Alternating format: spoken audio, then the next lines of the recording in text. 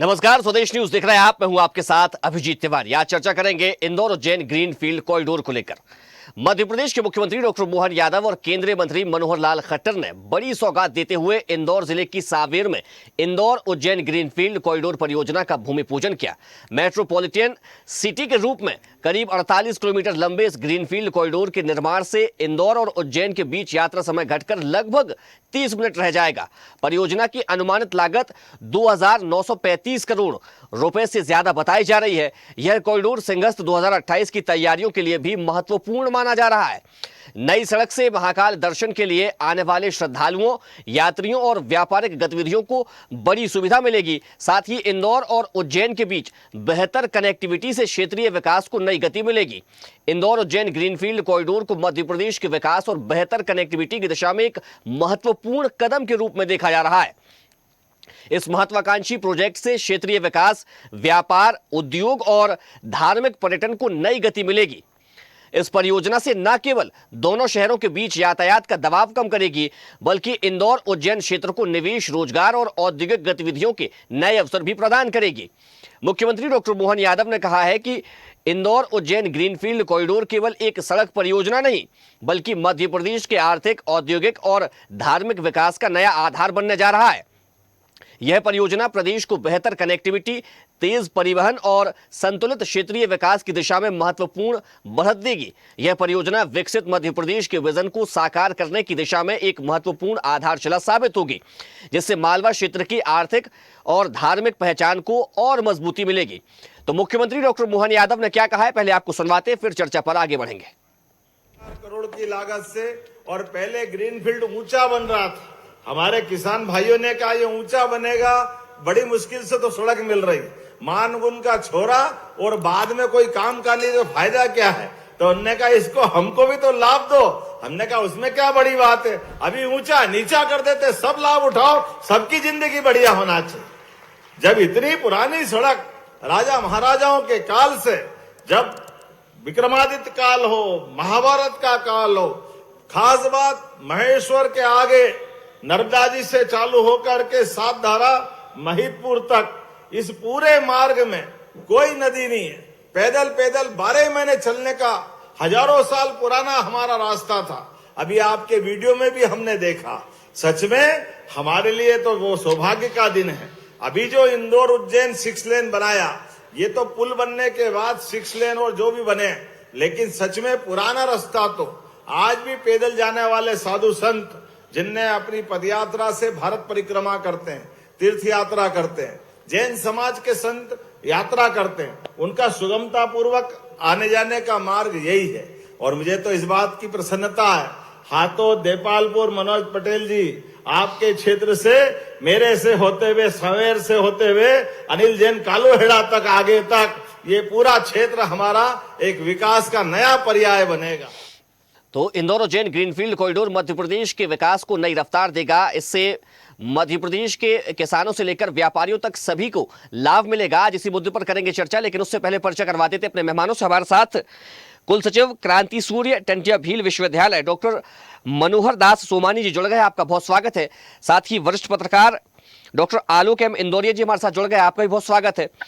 महामंडलेश्वर जूना अखाड़ा स्वामी शैलेशानंद गिरी जी महाराज हमारे साथ जुड़ गए, आपका भी बहुत स्वागत है। चर्चा की शुरुआत मैं आलोक जी से करूंगा। आलोक जी, इस कॉरिडोर को आप कैसे देख रहे हैं? ये क्षेत्र के विकास में कितनी महत्वपूर्ण भूमिका निभाएगा? तिवारी जी, मध्य प्रदेश के माननीय मुख्यमंत्री मोहन यादव जिस तरह से मध्य प्रदेश के चहुमुखी विकास की ओर अग्रसर हैं, प्रयासरत हैं, निश्चित रूप से ये जो कॉरिडोर है वो मध्य प्रदेश के विकास में मील का पत्थर साबित होगा, इसमें दो मत नहीं है। लगभग 3,000 करोड़ का ये जो प्रोजेक्ट है, इसमें 20 गांव इंदौर क्षेत्र के और लगभग 7 या 8 गांव उज्जैन क्षेत्र के जुड़ेंगे। इससे जहां इंदौर और उज्जैन के बीच शहरी मतदाता आमतौर पर सड़क यातायात जैसी आधारभूत संरचना का लाभ उठाएगा, वहीं यात्रा का समय घटने से एक बहुत अच्छी सकारात्मक धारणा सरकार के प्रति आम आदमी की बनेगी। और मेरा तो ये मानना है कि यह परियोजना मोहन यादव सरकार के लिए केवल सड़क निर्माण नहीं है, बल्कि विकास, धार्मिक पर्यटन, सिंगस 228 की तैयारी और मुख्यमंत्री की व्यक्तिगत राजनीतिक पहचान बनाने का एक मील का पत्थर साबित होगा, ऐसा मेरा मानना है।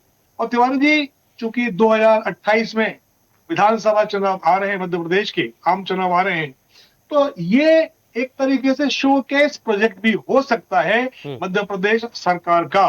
तो निश्चित रूप से इससे बहुत फायदा होगा मध्य प्रदेश को, जहां सिंहस्थ के लिए बहुत अच्छी सुविधा होगी, वहीं मालवा अंचल का विकास इससे बहुत अच्छा होगा और इसका सकारात्मक प्रभाव 2028 के चुनावों पर पड़ना है। क्योंकि मैं तो राजनीतिक विश्लेषक हूं, तो मैं तो इसमें भी राजनीति ढूंढूंगा तिवारी जी। ठीक है महाराज जी, तीर्थाटन और अगर पर्यटन से इसको जोड़ करके देखा जाए तो कितनी बड़ी भूमिका निभाएगा ये, और 2028 के संगस्त से भी इसको अगर जोड़कर देखें? देखिए तिवारी जी, एक बात इस पर समझिएगा कि मुझे याद है मेरे काल के अंदर जब इंदौर जाना होता था तो साइकिल से फिर बाद में स्कूटर से आते थे, 2.5 3 3.5 घंटे लगते थे।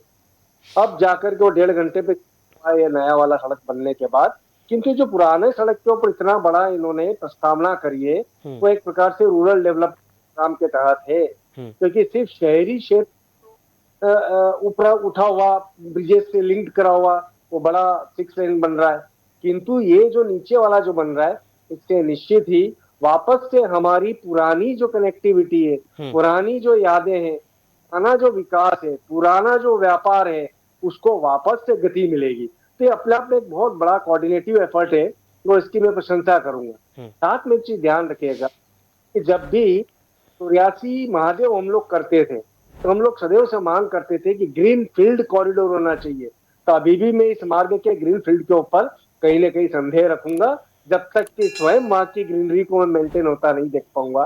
क्योंकि ये चीज भी सबके सामने सर्वविदित है कि centre for science and environment ने बताया है कि भारतवर्ष में जितने वनों की कटाई हुई इंफ्रास्ट्रक्चर डेवलपमेंट के नाम पर या अन्य विकास के नाम पर, वहां पर 20 से 22% जो वनों की कटाई है उसका योगदान मध्य प्रदेश को दिया जाता है।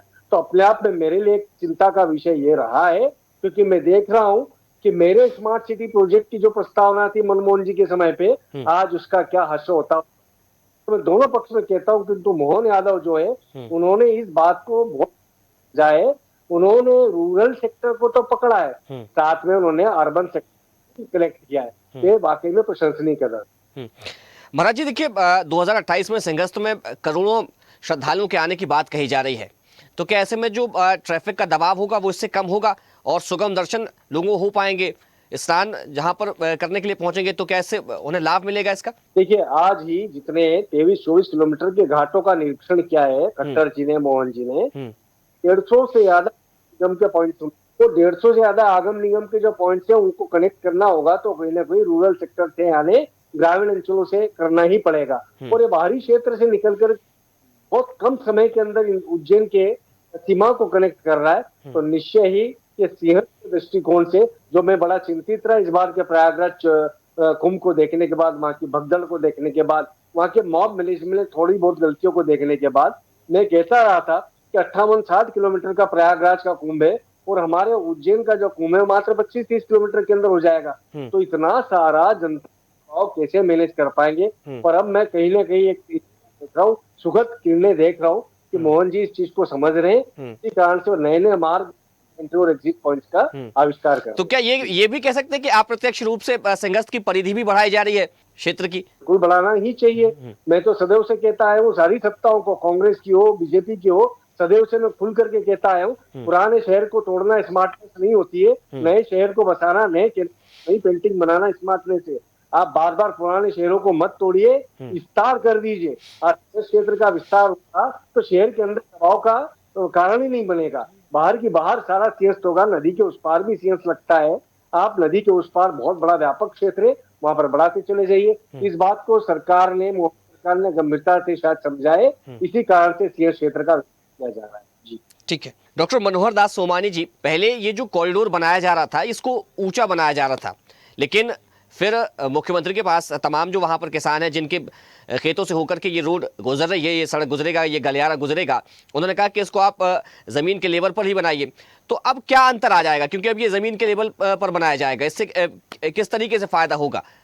किसानों को, लोगों को। माइक अनम्यूट कर लीजिए आप अपना। तिवारी जी, मैं इंदिरा जी की बात से आगे बढ़ता हूँ। जैसा कि इंदिरा ने बोला कि ये मध्य प्रदेश के आर्थिक विकास में मेरी का फैक्टर साबित होगा। देखिए, आदरणीय मुख्यमंत्री प्रदेश के चौमुखी विकास के लिए निरंतर प्रयास करते हैं। वो प्रतिदिन जिस भी जिले में जाते हैं उस जिले के विकास के लिए सतत घोषणाएं करते हैं और उन पर क्रियान्वयन भी करवा रहे हैं। सबसे बड़ा जो प्लस पॉइंट है ये है कि उन पर निरंतर क्रियान्वयन भी हो रहा है, उनकी मॉनिटरिंग भी हो रही है। वो पिछले 2.5 सालों में उन्होंने जो जो घोषणाएं की उन पर अमल हो रहा है और उनका निरंतर विकास कार्य जारी है।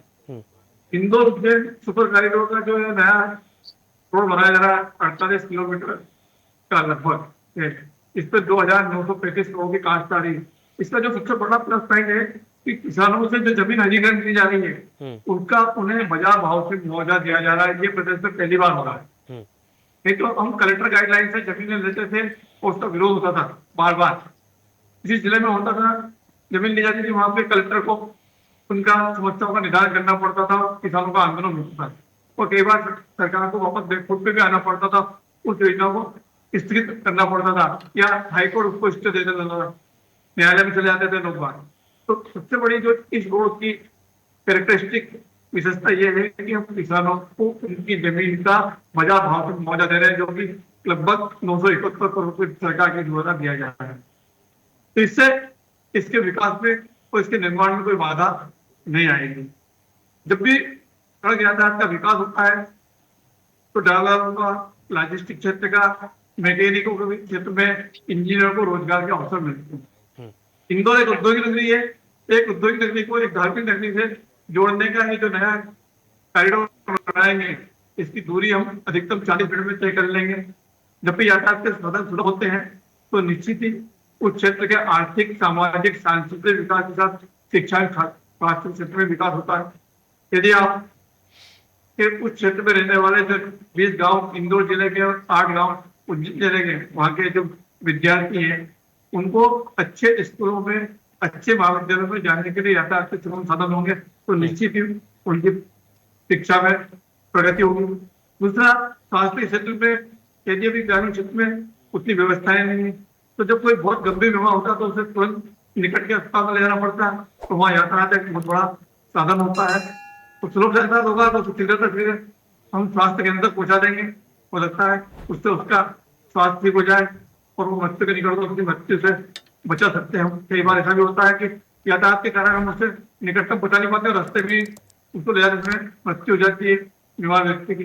तो कम से कम इन सब चीजों का विकास होगा और इससे मध्य प्रदेश का तो आर्थिक विकास होगा ही, मध्य प्रदेश के नागरिकों को एक अच्छी सुविधाएं मिलने जा रही है। बिल्कुल, निश्चित तौर पर ये तमाम लाभ जरूर मिलेंगे इसके बन जाने के बाद से। ठीक है आलोक जी, जब ये कॉरिडोर बनेगा तब इसमें बनने में तो रोजगार मिलेगा ही लोगों को, लेकिन इसके बन जाने के बाद अगर इसको रोजगार से जोड़ करके देखा जाए और क्षेत्रीय अर्थव्यवस्था से जोड़ करके देखा जाए तो क्या असर पड़ेगा? निश्चित रूप से सवाल मेरा आलोक जी से था। तिवारी जी, बेहतर कनेक्टिविटी हमेशा रोजगार को बढ़ावा देती है, बेहतर कनेक्टिविटी रोजगार उत्पन्न करती है। महाराष्ट्र का उदाहरण मैं आपके सामने रखता हूं। महाराष्ट्र में बहुत शानदार कनेक्टिविटी है जिसके चलते दूरस्थ गांव की फसल, इवन दूरस्थ गांव का आम की बहुत बम्पर पैदावार होती है महाराष्ट्र में। वो आम बेहतर कनेक्टिविटी के कारण सारे देश में और विश्व के कई देशों में पहुंच पाता है। तो कहीं ना कहीं सड़क या इस प्रकार का इंफ्रास्ट्रक्चर जहां रोजगार के नए अवसर सृजित करता है वहीं पुराने रोजगारों को भी मजबूती प्रदान करता है।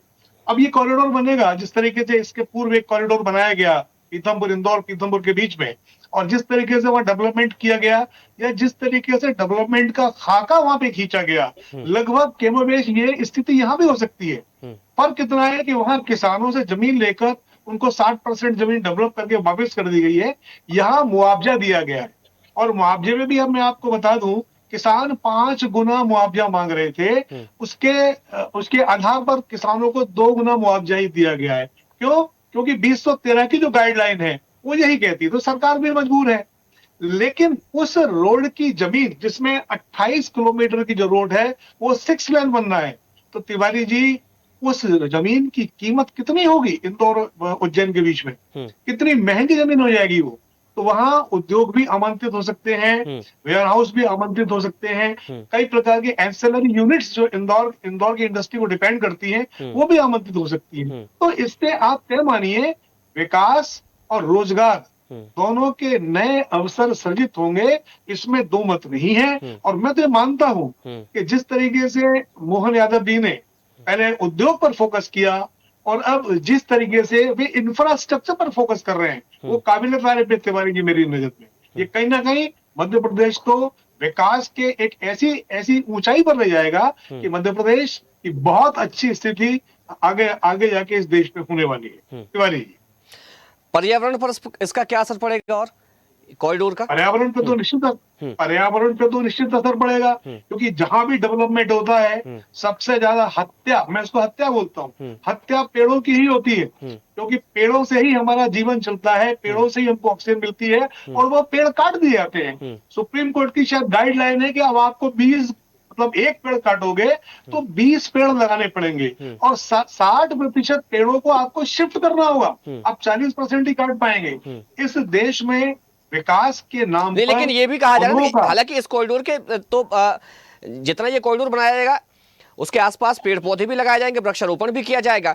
और दूसरा ये भी कि जब भी कोई सड़कें शहर के बीचों बीच से होकर के गुजरती है तो प्रदूषण ज्यादा होता है और वहां के जो रहवासी हैं उनको उस प्रदूषण से कई बीमारियां भी देखने को मिलती है। लेकिन अब इस तरीके के अगर कॉरिडोर बनाए जाते हैं जो कि शहर से बाहर शिफ्ट किए जा रहे हैं तो इससे कहीं ना कहीं प्रदूषण में कमी तो आएगी ना? बिल्कुल आएगी तिवारी जी। और मैं तो ये मानता हूँ कि पेड़ लगाना केवल सरकार की जिम्मेदारी है क्या? पेड़ लगाना हर आम नागरिक की जिम्मेदारी है, क्योंकि पेड़ से ऑक्सीजन आम नागरिक लेता है। हम अपने नागरिक कर्तव्यों को, नागरिक दायित्वों को क्यों भूलते हैं? हम क्यों सरकार के प्रति डिपेंड रहते हैं? उत्तराखंड में देखिए ना लोगों ने किस तरीके से प्लांटेशन किया है, हिमाचल में देखिए ना किस तरीके से प्लांटेशन किया है। क्यों? क्योंकि वो जानते हैं कि उनकी जिंदगी वनों पर आधारित है, वन उनके देवता है। ये चीज हमारे में डेवलप क्यों नहीं हो रही? हम क्यों नहीं प्राइमरी स्टेज से एजुकेशन में इस चीज को शामिल करते कि पेड़ बचाओ, पेड़ लगाओ, पेड़ों की रक्षा करो? ये हमारी नैतिक शिक्षा में शामिल होना चाहिए तिवारी जी, तभी बच्चा आगे जाके इस चीज पर आगे बढ़ेगा। बिल्कुल। क्या कहेंगे महाराज जी, कितना सहमत हैं आप? जी काफी हद तक सहमत हूँ, किंतु पेड़ काटे क्यों? हमारे पास में ऑप्शन सबसे पहले रहते हैं, हम वैकल्पिक व्यवस्थाओं पर जाएं। स्मार्ट सिटी की जो अवधारणा हमने दी थी उसके अंदर कहा था कि बंजरों के ऊपर आप रिहायशी करें। आज हम देख रहे हैं बंजरों के ऊपर सोलार पैनल्स लगी है, विंड फार्म्स लगे हैं, उसके कारण ऊर्जा के क्षेत्र में बहुत सारा हमें मदद मिली है। यदि वो ही सोलर पैनल्स यदि कॉलोनीज या बड़े शहर बसा करके उनकी छतों के ऊपर होती जैसे आजकल प्रस्तावना है तो बड़ा आनंद आता, जमीन बनी रहती। और मानव जहाँ जाता है ना, हम सब सहमत होंगे इस बात से, वहाँ अपनी सुविधाएं यानी पानी, भोजन सब अपने आप ले जाता है, अपने आप हरियाली आ जाती है। उत्तराखंड की बात करिए, अभी उत्तराखंड के अंदर जो हादसे प्रति के वो ओवर प्रेशर ऑन लैंड के कारण हुए, क्योंकि वहां पे डिफॉरेस्टेशन, वहां से वृक्ष काट दिए गए। तो वृक्ष का एक सीधा सा सिद्धांत है, आदमी को वृक्षारोपण की आवश्यकता सबसे आखिरी स्तर पर है, क्योंकि यदि हमने प्रकृति को अनछुआ छोड़ दिया, आप याद करिए हसदेव अरण्य को, हसदेव वन का जो प्रोजेक्ट छत्तीसगढ़ वाला देखिए, एनजीटी ने कह दिया कि नहीं है इसलिए काट दो। काला बीरावन उड़ीसा का देख लो, उसमें भी एनजीटी ने कह दिया कि भाई कुछ भी नहीं काट लीजिए। सिंगरौली मध्य प्रदेश में देख लीजिए, 5-6 लाख पेड़ों की जिंदगी उसके अंदर आ गई। तो मेरा ये कहना है विकास नो डाउट हमारे लिए जरूरी है, मानव अस्तित्व के आड़े कोई भी और जीवन भी आता है तो हम काट देते हैं, हम उनको हटा देते हैं। किंतु हमारे पास में यदि ऑप्शन है तो स्मार्टनेस इसमें होगी कि हम उस स्मार्टनेस के अंदर हमारे वृक्षों को यथास्थिति रखें। और साथ में जैसे भी बोला इंदौरिया जी ने कि उसको जब सुप्रीम कोर्ट की गाइडलाइन है, मुझे बताया जाए मध्य प्रदेश में कितने वृक्ष जो है बड़े वृक्षों को ट्रांसप्लांट किया गया है, एक स्थान से दूसरे स्थान पर ट्रांसपोर्ट किया गया है। ये थोड़ी जानकारी आप प्रेस वाले निकालिए। मैं इन विषयों के ऊपर हमेशा से असंतुष्ट रहा हूँ, क्योंकि मैं देखता हूँ बंजरों को यहाँ से लेकर के श्रीनगर तक मैंने बीजों का करा बड़ा व्यापक राष्ट्रीय अभियान चलाया है, और जहां पर वृक्ष बड़े होने लगे उन्हें काट करके वहां पर कोई सा सोलर फार्म कर दिया गया या वहां पर कोई और सेक्टर डेवलप कर दिया गया। तो मेरा ऐसा मानना है कि प्रथम आवश्यकता पर्यावरण है, बाकी की आवश्यकता अपने आप। बिल्कुल, पर्यावरण संरक्षण और प्रकृति का संरक्षण ही प्रभु की असली पूजा है और इस पर भी ध्यान दिया जाना चाहिए। हालांकि प्रदेश की सरकार इस पर ध्यान दे भी रही है। क्या कहेंगे आप डॉक्टर मनोहर दास सोमानी जी, माइक अनम्यूट कर लीजिए आप। हाँ जी जी। तिवारी जी, ऐसा है कि जब हम किसी भी सड़क का निर्माण करते हैं, यातायात के लिए पेड़ काटते हैं, तो उस क्षेत्र में बहुत सारे ग्रामीण क्षेत्र आते हैं। तो ग्रामीण क्षेत्र में ग्राम पंचायत होती है। जब कभी अपन ने देखा कि 48 किलोमीटर का जो कॉरिडोर बन रहा है, इसमें 28 ग्रामीण गाँव है। इन गाँव के ग्राम पंचायतों को 1-1 किलोमीटर 1.5 किलोमीटर का क्षेत्र सरकार को दे देना चाहिए पेड़ लगाने के लिए और उनकी देखरेख करने के लिए। यदि प्रारंभिक 2 साल उन्होंने इसका देखरेख कर लिया और वो पेड़ लग गया, अपने आप डेवलप हो जाता है, पर्यावरण का संरक्षण हो जाता है, यातायात का विकास हो जाएगा और पुनः हम नए पेड़ लगा के दोनों काम हो जाएंगे। बिल्कुल। तो हमें ग्राम पंचायतों को इसमें शामिल करना चाहिए, क्योंकि जितने भी यातायात के साधन विकसित कर रहे हो ग्रामीण क्षेत्र से होते हैं और ग्रामीण क्षेत्रों में इसके प्रति ज्यादा जागरूकता है बजाय शहरी क्षेत्रों के। शहरी क्षेत्र में तो कॉलोनियां कटती है और कॉलोनी के सामने प्लाट होता है, प्लाट के सामने कोई पेड़ होता है तो इसका प्लाट का मालिक पेड़ कटवा देता है। और ग्रामीण क्षेत्रों में जनता आज भी पेड़ों को कटवाना नहीं चाहती है, वो पेड़ों के संरक्षण में रुचि रखती है। ठीक। तो हम क्यों ना मनोहर जी देखिए, ये जो गलियारा बनाया जा रहा है, तो क्या लगता है कि अब गलियारे की, क्योंकि आप मालवा के पूरे क्षेत्र को अच्छे से समझते हैं, इसके बारे में जानते भी हैं, तो क्या अब इस जो गलियारा बनाया जा रहा है इसके आसपास कौन से ऐसे उद्योग हैं जो कि स्थापित हो सकते हैं और जिनसे क्षेत्र की अर्थव्यवस्था को भी रफ्तार मिलेगी? बिल्कुल सर, उद्योगिक क्षेत्र का तो विकास होता है। जब भी यातायात के साधनों का विकास होता है तो उद्योगिक क्षेत्र का तो विकास स्वयं हो जाता है और नए उद्योगिक क्षेत्र का विकास विकसित होंगे, नए उद्योग धंधे लगेंगे, उस क्षेत्र में पर्यटन का भी बढ़ावा मिलेगा। तो पर्यटन से संबंधित उद्योग अपने आप डेवलप हो जाते हैं। आप देखिए जितने बड़े बड़े रोड बने, हाईवे बने, उनपे रिसोर्ट, होटलें चल रही है और वहां हजारों लोगों को रोजगार मिला, लाखों लोगों को रोजगार मिला है। ये तो पर्यटन के क्षेत्र की बात कर रहा हूँ। किंतु उत्पादन के क्षेत्र में जो उस क्षेत्र में आसपास जो भी कृषि होगी, उस कृषि से संबंधित सहायक उद्योग वहां पे विकसित हो सकते हैं और आने वाले समय में जो कच्चे माल की उपलब्धता जब एक स्थान से दूसरे स्थान ले जाने में आसानी से होगी, तो वह निश्चित रूप से उद्योगिक विकास होगा। उद्योग विकास होगा तो रोजगार बढ़ेगा, रोजगार बढ़ेगा तो पर कैपिटा इनकम बढ़ेगी, बिल्कुल हमारे घरेलू उत्पादन में भी वृद्धि होगी। ठीक है, देखिए समय होगा, इस चर्चा को यही विराम देना पड़ेगा। हमारे साथ जुड़ने के लिए डॉक्टर मनोहर दास सोमानी जी आपका बहुत शुक्रिया, आलोक एम इंदौरी जी आपका बहुत धन्यवाद और स्वामी शैलेशानंद गिरी जी महाराज आपका भी बहुत धन्यवाद। तो मध्य प्रदेश के विकास की रफ्तार में इंदौर उज्जैन कॉरिडोर अपनी अहम भूमिका निभाएगा और कहा जा रहा है कि इस कॉरिडोर के बन जाने के बाद से किसानों की जो फसल वो मंडियों तक पहुंचाते थे उसकी पहुंच आसान हो जाएगी, छात्र अपने स्कूलों तक आसानी से पहुंच सकेंगे। साथ ही 2028 के सिंहस्थ को लेकर भी इसको काफ़ी अहम माना जा रहा है। ऐसे में जो ट्रैफिक का दबाव होता है वो भी काफ़ी कम हो जाएगा। तो अब हर क्षेत्र में इस कॉरिडोर के बन जाने से विकास की नई रफ्तार देखने को मिलेगी। फिलहाल चर्चा में इतना ही। देखते रहिए स्वदेश न्यूज, सबसे पहले देश। देखते रहिए स्वदेश न्यूज। अगर आप इस वीडियो को सोशल मीडिया हैंडल फेसबुक या इंस्टाग्राम पर देख रहे हैं तो हमें फॉलो करें, अगर यूट्यूब पर देख रहे हैं तो सब्सक्राइब करें और बेल आइकन दबाना ना भूलें।